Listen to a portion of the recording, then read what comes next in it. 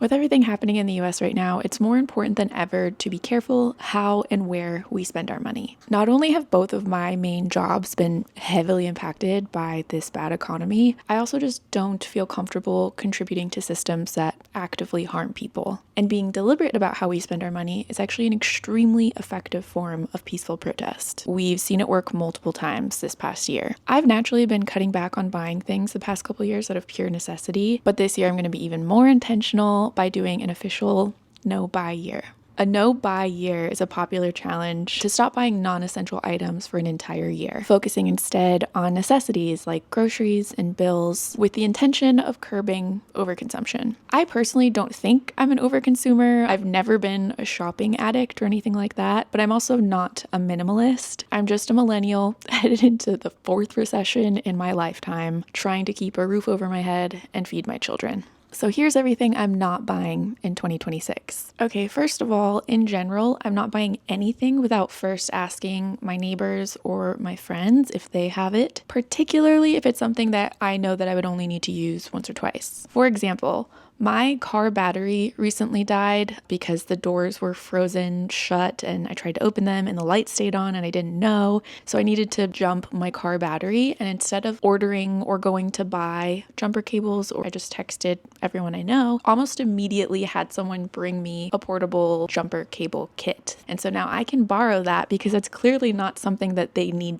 to have every day and it would be silly for me to buy. So that's one example. I also had a friend recently text me to ask if I had a cookie sheet because she wanted to make cookies for a party she was going to. That's also a silly thing to buy, especially when we have tiny little kitchens in New York City with very little storage space. Other examples are a drill, a ladder, a costume, a fancy dress for an event like a wedding, that sort of thing. If it's something that you don't need to use on a daily or weekly basis, it's probably something that you could borrow from a friend. Secondly, I am not buying from almost all big businesses and also subscriptions. I'm no longer buying anything from Amazon, Walmart, Whole Foods, Target, Home Depot. Did I miss any?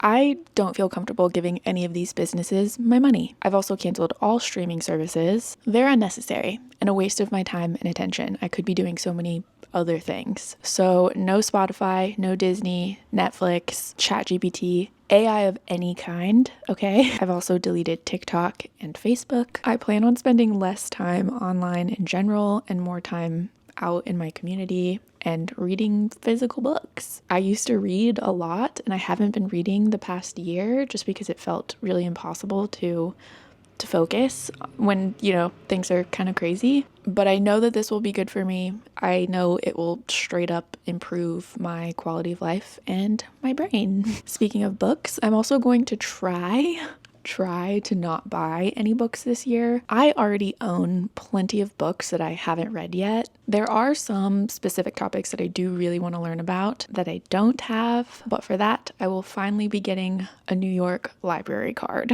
I'm embarrassed to say I've never had a library card in New York. I've been to the New York Public Library so many times. I love sitting and studying and writing in there, but I've never had an actual library card. And it really is such an amazing resource. There are so many things that it does to benefit us beyond just physical books. I can make a whole video on that when the time comes if you guys are interested. But also, if I do end up reading a lot this year and go through all the books that I have, if I do want to buy a book or two from a thrift store, that's fine. But I'm going to attempt to go through all of my books and the library first. Next is clothing. This is a big one. I'm already fully anti-fast fashion and buy almost all of my clothes secondhand. With the fast pace of the internet, fashion trends get old and tired at like the speed of light.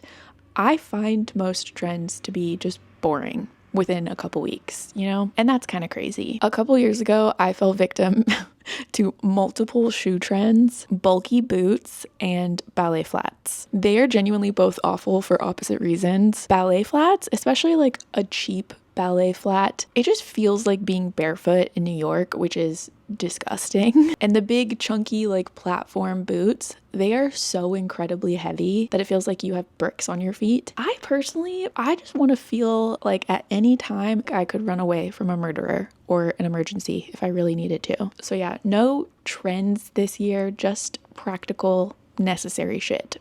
I mean, this year I'm going to try to not buy any clothing at all unless I absolutely need it for some reason that I can't see in this moment. As some of you may know, I recently did a massive declutter of my apartment and I went through every single piece of clothing I own. This was my first time ever doing this. I got rid of a ton of stuff, which felt great. I mean, I need to sell it still, but it's out of my closet, which feels great.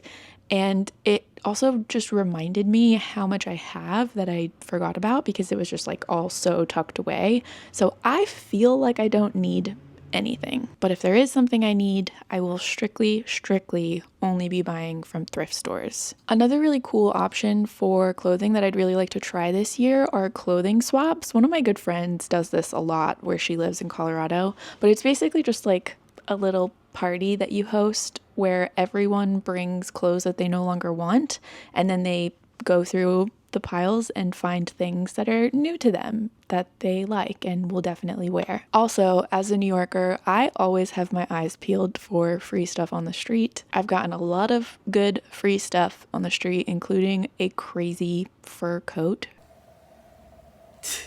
which is the warmest piece of clothing that I've ever owned. Okay, let's talk about beauty. Hair, nails, makeup, skincare. The beauty industry in the US is a massive market valued at over $100 billion, making it the largest national beauty market in the entire world. My gripe with the beauty industry is that it's built upon and profits from our insecurities. Should you need to cover your face in makeup every day in order to feel beautiful? No. Is it sometimes a fun expression of creativity and individuality?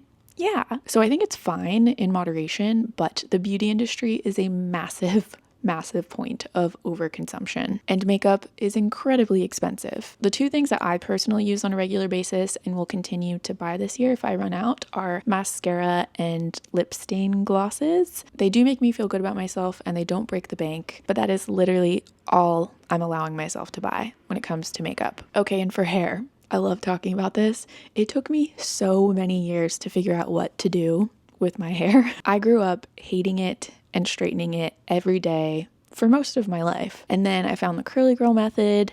I bought a ton of really expensive products that I didn't even like, but I eventually found my saving grace, which is flaxseed gel. So now I don't buy any products for my hair except for shampoo and conditioner. Instead, I make my own hair gel out of flax seeds. It's incredibly cheap and easy and genuinely so good for your hair. Like, my hair feels much softer than it ever did with like the $300 worth of products that I was told to buy by the curly girls online. Let me know if you would like me to make a video about that because it has genuinely changed my life. I've also stopped coloring my hair. You can see there's a little bit left on the bottom, but I used to get highlights every 2 years or so, but that is incredibly expensive, especially in New York. So I stopped doing that like well over a year ago, and my hair is definitely healthier for it. I also cut my own hair. I need to cut it very soon actually, but I haven't paid to have my hair cut professionally in like 6 years because, again, far too expensive. And I really think that with my hair type, I can,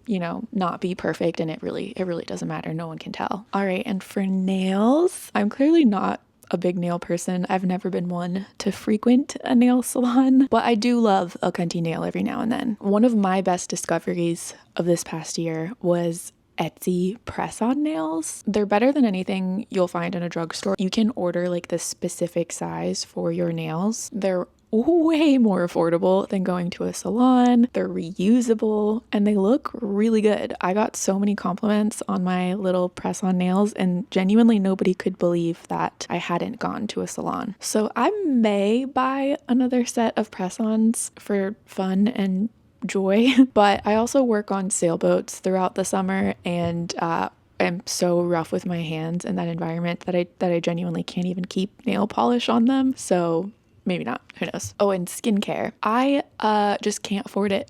I'm at an age now where I should probably be doing like a really long, thorough skincare routine, but skincare is just as expensive or more expensive than makeup, and I just can't afford it. So I keep it very simple. I pretty much just use face wash and sunscreen. I hardly moisturize because I do have like naturally oily skin, but if I do moisturize, I just use like a jojoba oil, which is very cheap. And I don't think I would need to buy that at all this year either. If there's anything skincare related that I would technically need to buy this year, it's literally just SPF. And that's extra important for me because I do work in the sun on a sailboat. Okay, next is household. I'm not buying anything for my apartment.